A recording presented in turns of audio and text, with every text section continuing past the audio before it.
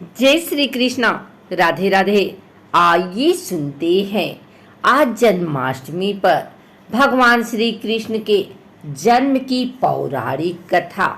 भाद्रपद कृष्ण पक्ष अष्टमी तिथि की घन घोर अंधेरी आधी रात को रोहिणी नक्षत्र में मथुरा के कारागार में वसुदेव की पत्नी देवकी के गर्भ से भगवान श्री कृष्ण ने जन्म लिया था। यह तिथि उसी शुभ घड़ी की याद दिलाती है और सारे देश में बड़ी धूमधाम से मनाई जाती है। द्वापर युग में भोजवंशी राजा उग्रसेन मथुरा में राज्य करता था। उसके आतताई पुत्र कंस ने उसे गद्दी से उतार दिया और स्वयं मथुरा का राजा बन बैठा।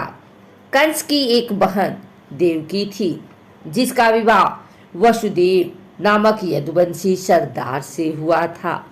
एक समय कंस अपनी बहन देवकी को उसकी ससुराल पहुंचाने जा रहा था। रास्ते में ही आकाशवाणी हुई, हे कंस, जिस देवकी को तू बड़े प्रेम से ले जा रहा है, उसी से तेरा काल बसता है। इसी के गर्भ से उत्पन्न 8वां बालक तेरा वध करेगा। यह सुनकर कंस वसुदेव को मारने के लिए उद्धत हुआ। तब देवकी ने उससे विनय पूर्वक कहा, मेरे गर्भ से जो संतान होगी उसे मैं तुम्हारे सामने ला दूंगी। बहनोई को मारने से क्या लाभ है। कंस ने देवकी की बात मान ली और मथुरा वापस चला आया। उसने वसुदेव और देवकी को कारागृह में डाल दिया।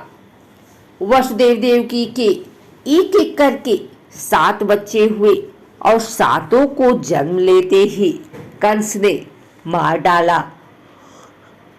अब 8वां बच्चा होने वाला था। कारागार में उन पर कड़े पहरे बैठा दिए गए। उसी समय नंद की पत्नी यशोदा को भी बच्चा होने वाला था।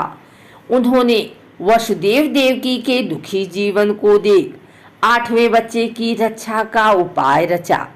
जिस समय वसुदेव देवकी को पुत्र पैदा हुआ, उसी समय संयोग से यशोदा के गर्भ से एक कन्या का जन्म हुआ, जो और कुछ नहीं, सिर्फ माया थी। जिस कोठरी में देवकी वसुदेव कैद थे, उसमें अचानक प्रकाश हुआ और उनके सामने शंख, चक्र, गदा, पद्म धारण किए चतुर्भुज भगवान प्रकट हुए। दोनों भगवान के चरणों में गिर पड़े। तब भगवान ने उनसे कहा, अब मैं पुनः नवजात शिशु का रूप धारण कर लेता हूँ। तुम मुझे इसी समय अपने मित्र नंद जी के घर वृंदावन में भेज जाओ और उनके यहाँ से जो कन्या जन्मी है उसे लाकर कंस के हवाले कर दो। इस समय वातावरण अनुकूल नहीं है, फिर भी तुम चिंता न करो। जागते हुए पहरेदार सो जाएंगे। कारागृह के फाटक अपने आप खुल जाएंगे और उफनती अथाह यमुना तुमको पार जाने का मार्ग दे देगी। उसी समय वसुदेव नवजात शिशु रूप श्री कृष्ण को सूप में रखकर कारागृह से निकल पड़े और अथाह यमुना को पार कर नंद जी के घर पहुंचे। वहां उन्होंने नवजात शिशु को यशोदा के साथ सुला दिया और कन्या को लेकर मथुरा आ गए। कारागृह के फाटक पूर्वतः बंद हो गए। अब कंस को सूचना मिली कि वसुदेव देवकी को बच्चा पैदा हुआ है। उसने बंदी गृह में जाकर देवकी के हाथ से नवजात कन्या को छीनकर पृथ्वी पर पटक देना चाहा, परंतु वह कन्या आकाश में उड़ गई और वहां से कहा, अरे मूर्ख, मुझे मारने से क्या होगा।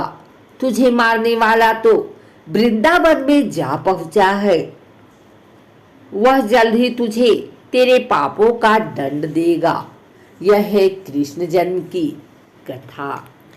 जन्माष्टमी के मौके पर भक्त उपवास रखते हैं और इस दिन भगवान कृष्ण की विशेष रूप से पूजा अर्चना की जाती है। कान्हा का जन्म मध्य रात्रि में हुआ था, इसलिए जन्माष्टमी के दिन मध्य रात्रि में घर में लड्डू गोपाल की प्रतिमा का जन्म करवाया जाता है और नंद के आनंद भयो जय कन्हैया लाल की जयकारे लगाए जाते हैं।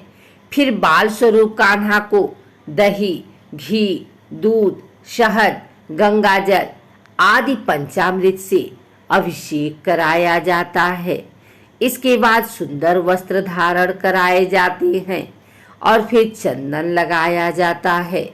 इसके बाद धूप दीप से पूजा अर्चना की जाती है और भजन कीर्तन किए जाते हैं।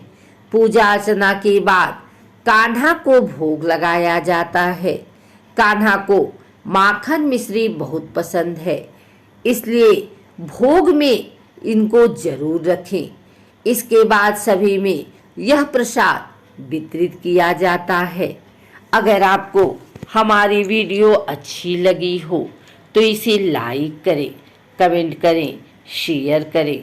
हमारे चैनल को सब्सक्राइब करके बेल नोटिफिकेशन ऑल पर सेट कर लें ताकि आगे आने वाली वीडियो सबसे पहले आप तक पहुंच सके। धन्यवाद।